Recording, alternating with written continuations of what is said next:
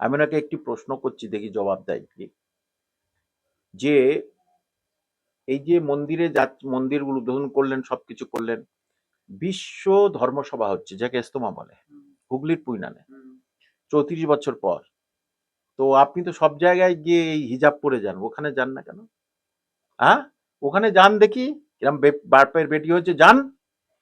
যাবে না, গেলেই তো এখন হিন্দু ভোট কেটে যাবে। ওটা তো আরাবুলের জায়গা।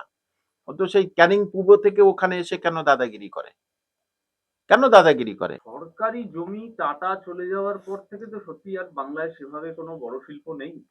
এবং সেই জায়গায় দাঁড়িয়ে শিল্প হবে বলেই যুব সমাজ আশাবাদী। এই জায়গায় দাঁড়িয়ে দুর্গাঙ্গন হচ্ছে, তা আবার সেই ওয়াকাফের জমিটা আন্দোলন করার পর সরে গেল, তারপরে ওখান থেকে চলে গেল আরেকটি জমিতে, সেখানে শিল্প হওয়ার কথা ছিল। সেই জায়গায় এখন দুর্গাঙ্গন হচ্ছে, মানে এতে যুব সমাজের কি হবে? মানে দেখুন, 266 কোটি সম্ভবত এইটা যে খরচা হয়, তার আগে জগন্নাথ ধাম হচ্ছে। দেখুন, মন্দির হোক মসজিদ হোক কোনো অসুবিধা নেই, এটা আমাদের সংস্কৃতি। কিন্তু সারা পশ্চিমবঙ্গে পাড়ায় পাড়ায় দেখেছি তারা সবাই চাঁদা তুলে মন্দির করেছিল, পাড়ায় পাড়ায় চাঁদা তুলে মসজিদ করে। তো আপনাকে কেউ বলেছে নাকি যে মসজিদ মন্দির করে দিন? কেউ তো বলেনি। তাহলে এই যে পরিযায়ী শ্রমিকদের বলে 5,000 টাকা দেবো, ফেরত আসো, কেউ ফেরত আসে? এই 266 কোটি নিয়ে পরিযায়ী শ্রমিকদের যদি একটা দোকান করে দেওয়া হতো, আইসক্রিম ঠেলে ঠেলে বিক্রি করবে, না এগুলো করে দিলেই কিছুটা তো পরিযায়ী শ্রমিক তারা এস্টাবলিশ হতো। সেটা করলো না কেন? মন্দিরের রাজনীতিতে কেন জানেন তো? হঠাৎ দুটো মন্দির, আবার মহাকাল মন্দির, হ্যাঁ, এবং দুর্গাঙ্গনের গল্প বলেনি, তারপরে মহাকালের বলো। দুর্গাঙ্গন কিন্তু মুসলমানরা জমি দিয়েছিল কি জন্যে? ওখানে হাসপাতাল হবে বলে। সেই মুসলমানরা এখন টাকা পায়নি। বা আমি পাঠক বন্ধুদের জানাতে চাই, ওখানে একটা মসজিদ ছিল, আছে এখন। সেই মসজিদটা তাতে নিজস্ব জায়গায় মসজিদ, সেই মসজিদটা তারা বড় করছিল, ভেঙে করতে দেয়নি। এবং তারা নামাজ পড়ে ইলেকট্রিসিটি ছাড়া, তারা জেনারেটর চালিয়ে নামাজ পড়ে। কেন? ইলেকট্রিসিটি দিতে চাচ্ছে না, লাইন দিতে চাচ্ছে না, কানেকশন দিতে চাচ্ছে না। তা মমতা ব্যানার্জি, আপনি মন্দির আর মসজিদ পাশাপাশি থাক না, আপনার অসুবিধা কি আছে? কিন্তু এক বলে নিলেন কেন? তার মানে মুসলমানদের যেমন প্রতারণা করেই চলেছে, ঠিক হিন্দু ভাই বোনদের এই মন্দিরের হচ্ছে কি একটা ললিপপ দেখাচ্ছে। কিন্তু ভোট কোনোদিন উনি পাবেন না। হিন্দু ভাই বোনদের ভোট মমতা ব্যানার্জি পাবে বলে আমার মনে হয় না। ওই গ্রামে গঞ্জে যেখানে যা হয় সেখানে একটু পাবে। আমি ওনাকে একটি প্রশ্ন করছি, দেখি জবাব দেয় কি।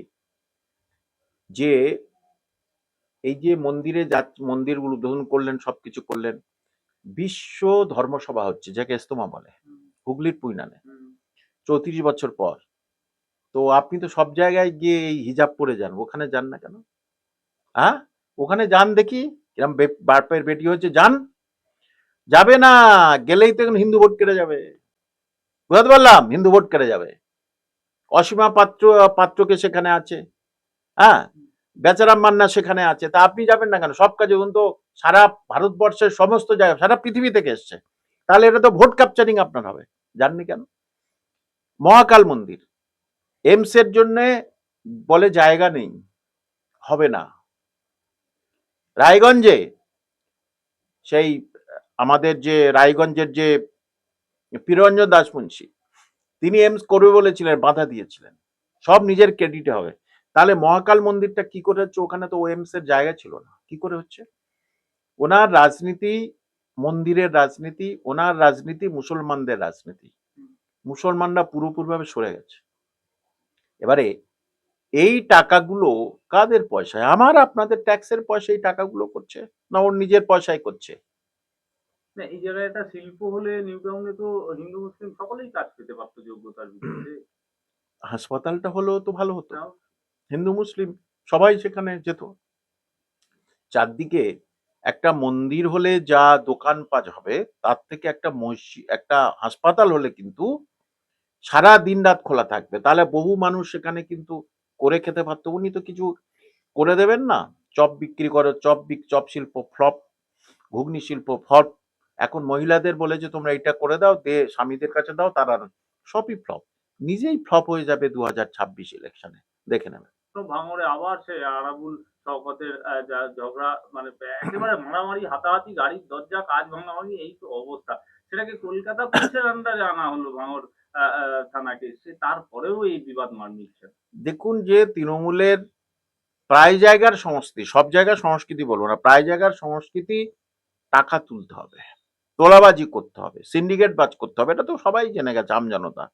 সেই নিয়ে ভাগাভাগি, সেই নিয়ে বা ওটা তো আরাবুলের জায়গা, ও তো সেই ক্যানিং পূর্ব থেকে ওখানে এসে কেন দাদাগিরি করে, কেন দাদাগিরি করে? এবং ওখানে নওশাদ যা জিততো তার ডবল ভোটে জিতবে। সে তো মমতা ব্যানার্জি নিজে দায়িত্ব দিয়েছে শওকত মোল্লাকে যে বিধানসভাগুলি সেই দেখবে। হুম, কারণ উনি নিজেই বলেছিলেন তুই তো বোম বাঁধিস।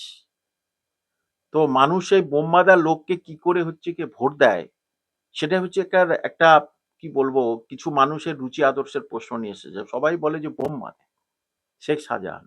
হুম, তার পর্ব চলছে, এই চলছে, পুলিশদের পিটিয়ে মারলো। কিন্তু মুসলিম সমাজে আর লোক নেই যে এই ক্যাটাগরি যেটা আপনি না, বললেন যে বোম বাঁধা লোক, এই বোম বাঁধা লোক দেখুন, আমি কামাল হোসেন, আমার মতো যারা লেখাপড়া জানে, মাস্টার মশাই এইসব ব্যাপার, আমরা তো এই বোম মারতে পারবো না। আমরা তো এই তৃণমূল কংগ্রেস যা বলবে আমরা তো শুনতে পারবো না, আজ্ঞে হ্যাঁ করতে পারবো না। আমাদের বিবেক বুদ্ধি আছে, শিক্ষাটা অন্তত আমাদের চোখ খুলে দিয়েছে।